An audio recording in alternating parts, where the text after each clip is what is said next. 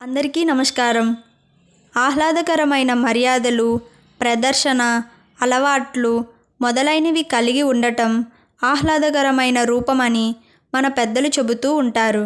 అలాంటివి కథల ద్వారా జీవితానికి ఒక దిశానిర్దేశం చేయాలనే సంకల్పంతో డాక్టర్ గీతా చల్లా మానసిక నిపుణురాలు రాసిన ప్రేరణ 100 కథల పుస్తకం నుంచి ఈరోజు మనం 16వ కథను చెప్పుకుందాం. కథ పేరు అందమైన కప్పు. ఇంకా మరి కథలోకి వెళ్ళిపోదామా? మాధురి ఒక పెద్ద కళాశాలలో ప్రొఫెసర్గా ఉద్యోగం చేసేది. ఆమె కట్టుబొట్టు చాలా చక్కగా, అందంగా తయారయ్యేది.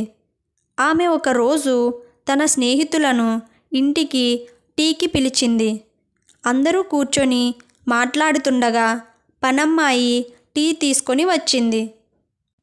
ఆ పనమ్మాయి టీని కొన్ని మంచి డిజైన్ ఉన్న కప్పులలో, మరికొన్ని సాధారణ కప్పుల్లో తెచ్చింది.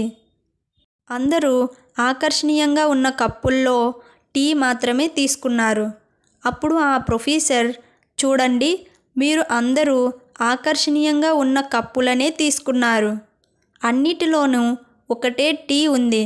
చేసింది కూడా ఒకే వ్యక్తి. మీరు టీకి ప్రాధాన్యం ఇవ్వలేదు, కప్పులకు మాత్రమే ప్రాధాన్యం ఇచ్చారు. ఇది మీరే కాదు, లోక సహజం అంటూ వివరించింది. ఈ కథలో సమయస్ఫూర్తిని తెలుసుకుందాం.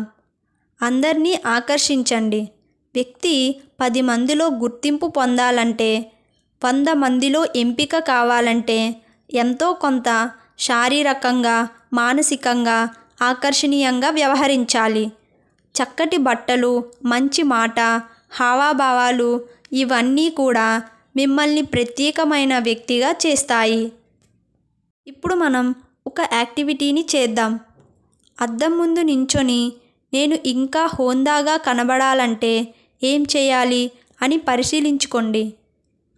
ఇంతటితో ప్రేరణ 100 కథల పుస్తకం నుంచి ఈరోజు 16వ కథ సమాప్తం.